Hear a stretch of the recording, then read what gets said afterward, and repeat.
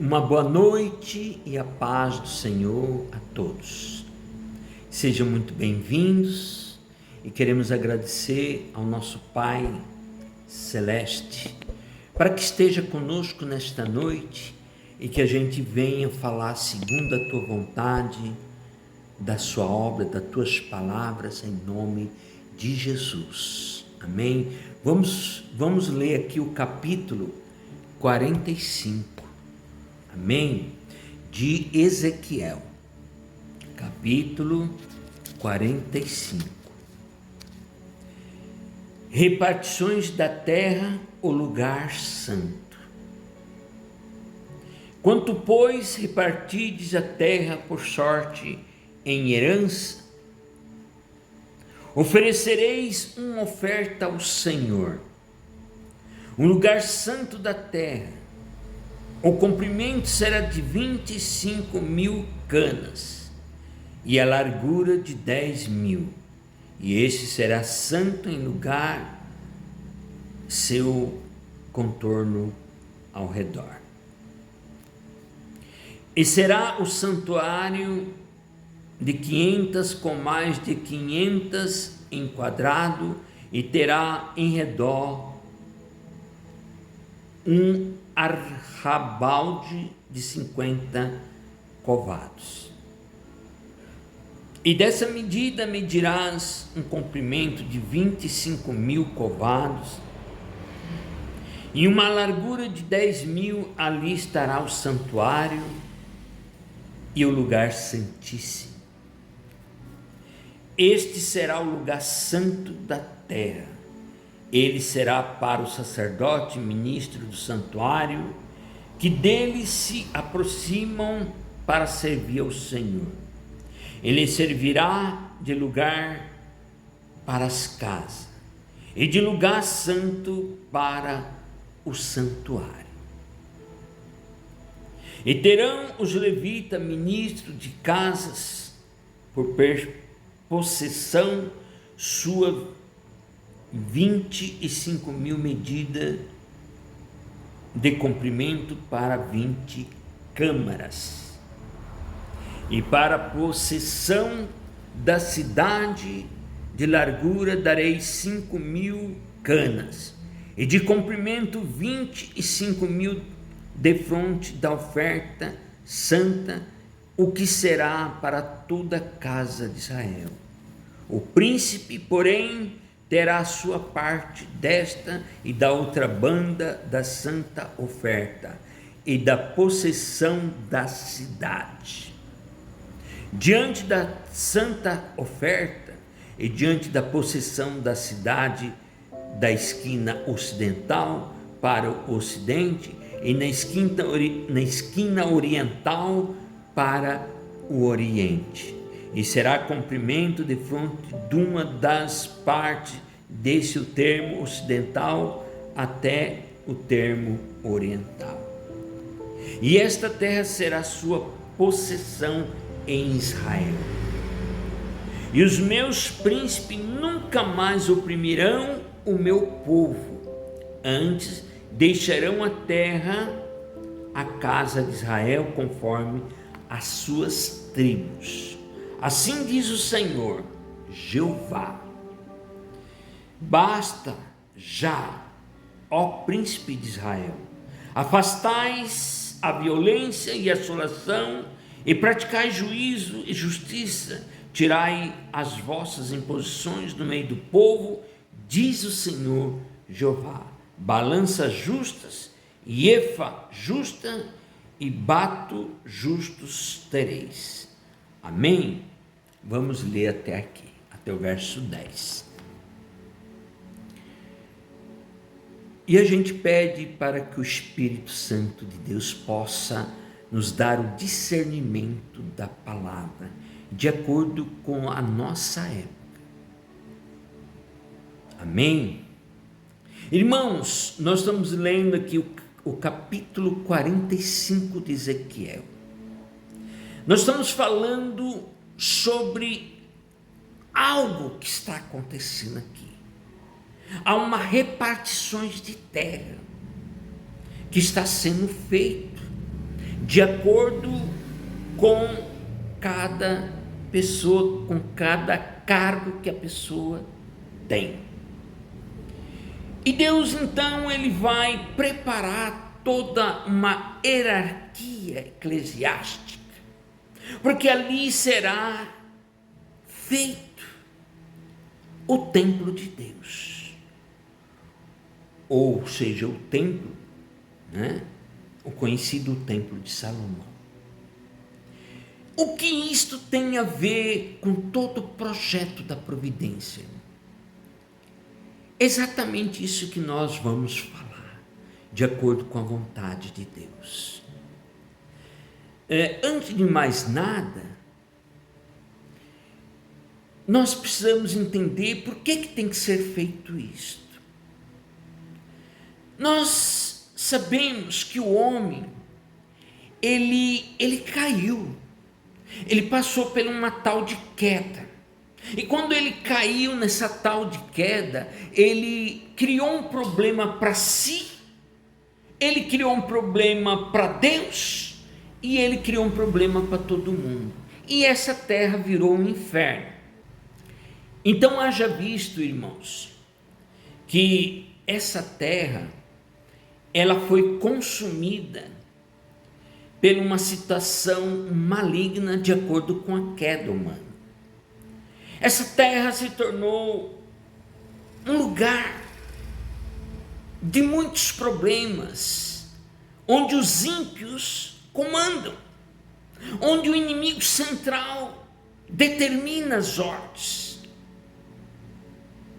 E Deus ele precisa restaurar, porque quando Deus ele fez essa terra, ele fez como um santuário, como diz na Bíblia, firmado para sempre. A terra é algo que Deus fez firmado para sempre. Então Deus ele não pode deixar o seu inimigo vir tomar conta disso. Mas ele precisava de quê? O que Deus precisa? Ele precisa da ajuda do homem, ele precisa da responsabilidade humana, porque Deus ele não faz nada só.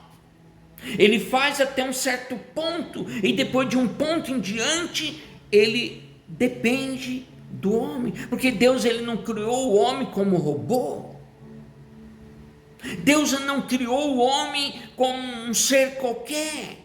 Deus criou o homem com liberdade, onde há princípio, onde há lei, ali também há liberdade. Então Deus ele criou esse homem para isto. Deus ele fez algo extraordinário, que é a terra. A terra é algo sublime. Por isso que Adão e Eva eles viviam onde? No paraíso. Ainda não existia maldade. O paraíso é o quê? É um lugar bom, é um lugar onde tem muitas cachoeiras, tem muita selva, tem muita grama, tem um sol, tem chuva, tem tudo de bom, onde se planta frutos, onde se colhe frutos, onde se tem tudo que é de bom, irmão, ao desejo do homem, para que o homem sinta felicidade, para que o homem sinta o desejo de poder estar ali com a criação e sentir aquele afeto, e Deus vai sentir muito mais, porque Deus criou o homem como seu filho amado. Deus criou o homem como seu filho, que pode trazer muitas alegrias. Quem é o pai que não gostaria que seu filho trouxesse alegria? Qual é o pai? Todo pai é assim. Todo pai deseja o melhor para quem? Para os seus filhos. O pai ele tem esse desejo. Em uma família, a gente pode andar de uma forma harmoniosa quando tem essa felicidade, quando existe uma ação de dar e receber com as pessoas, uns com os outros, quando existe um interagir um com o outro, irmãos. Deus ele quer isso. Deus ele não quer nada de extraordinário, aquela coisa toda que as pessoas, que os religiosos eles criam. Deus não quer nada disso. Deus ele criou o homem como filho, e Deus quer uma família para que Deus possa habitar nessa família. Mas o homem se decaiu. O homem passou a ser cúmplice de uma situação maligna. A Bíblia diz assim: aquele que diz que não tem pecado faz de Deus um mentiroso, e a sua palavra não está nele. Portanto, irmãos, o homem caiu numa grande arapuca, ele foi enganado. E aí agora ele não tem como se sobressair. E Deus então ele começa a criar situações para poder converter, para poder restaurar essa coisa toda. Deus então ele começa a criar essas coisas. Então ele vai começar a repartir terra para colocar ali bem no centro, que é o principal, o templo santo. Olha que coisa maravilhosa, o templo santo e a parte santíssima. Então Deus ele está preparando toda essa situação. Para quê? Para haver uma adoração, para poder aquilo ser o símbolo do homem que viria posteriormente, o homem restaurado, o verdadeiro Filho de Deus. Deus ia mandar Jesus, e Jesus seria, ou pelo menos o templo de Deus, porque Jesus ainda não estava ali. Jesus ainda não estava ali naquele momento. Então Deus ele precisava criar tipo um arquetipo para acontecer, como se fosse algo, um símbolo do que viria no futuro, um símbolo imagem, um símbolo substancial. Então Deus ele precisava criar algo. Deus ele precisava criar algo. Então ele vai começar a fazer essas medidas com aquelas pessoas, com aquela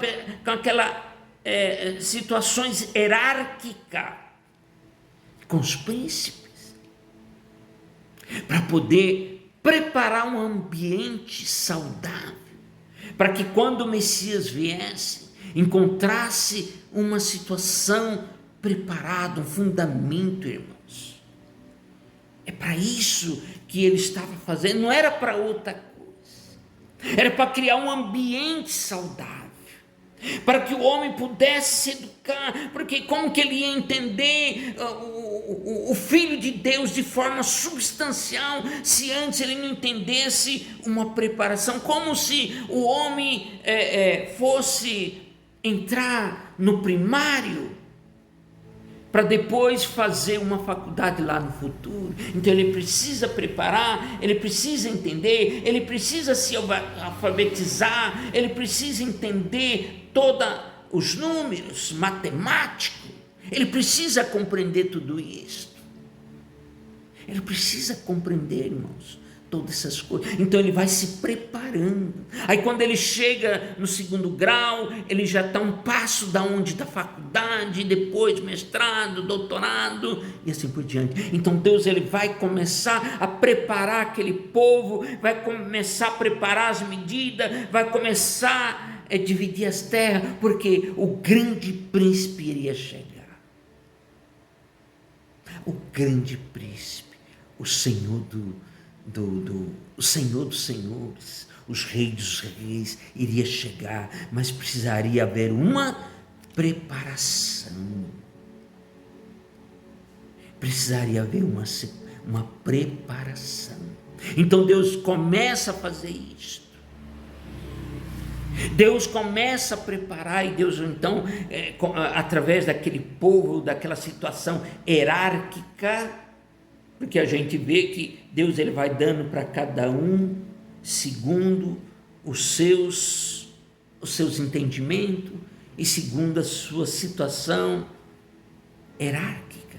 ia tendo posse daqueles lugares, das cidades e assim por diante.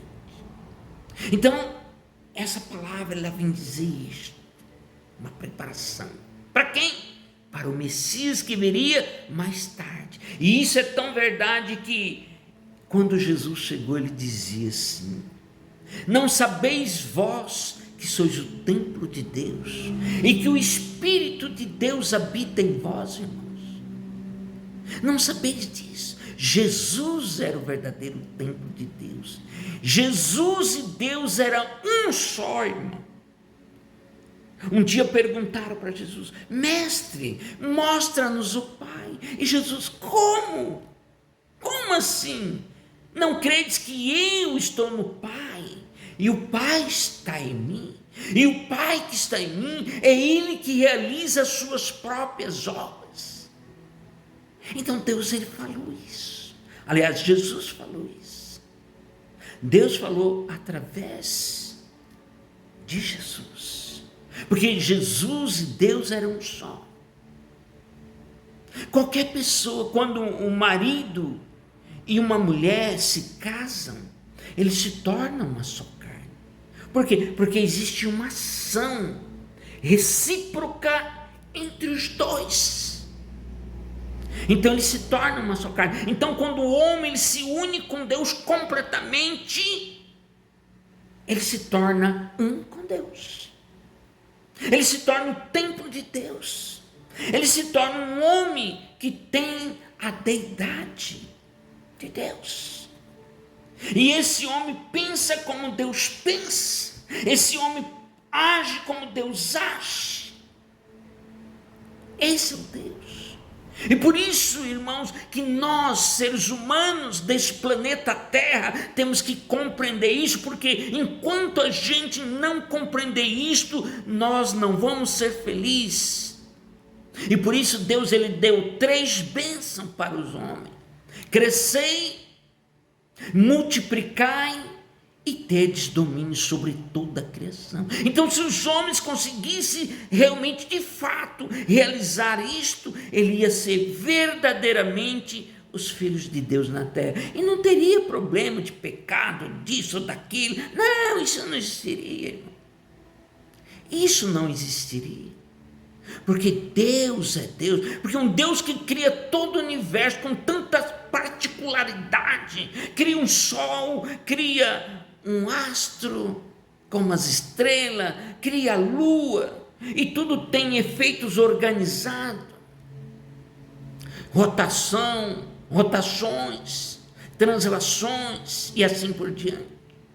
Tudo caminha de forma harmoniosa, porque Deus é perfeito, além dele ser matemático e físico de todo o universo. E ninguém é mais físico do que ele, porque o homem é apenas uma meba perante Deus, porque Deus é grande, né?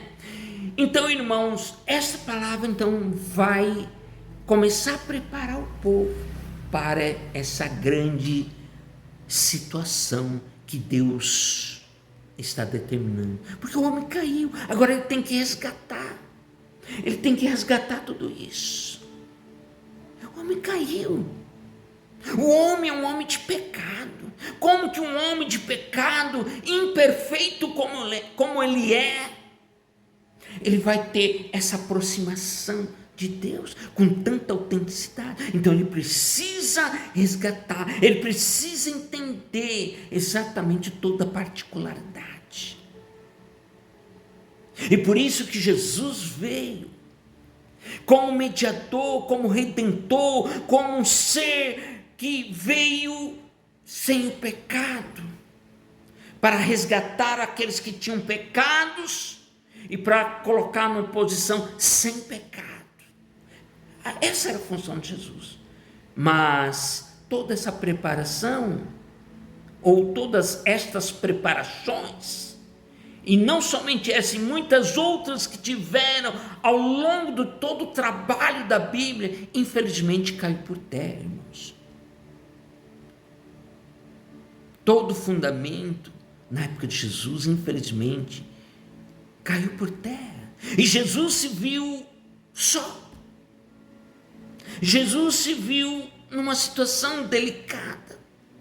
Aquele templo vivo do Deus Altíssimo, que poderia fazer tantas coisas, tantas realizações, trazer a verdadeira felicidade para o homem, ele não pôde fazer completamente, porque os homens não permitiram. Os homens que estavam dominados pelo lado ímpio, pelo lado do inimigo, não deixaram. Então toda essa preparação de templo santo, tanto que depois o templo foi destruído.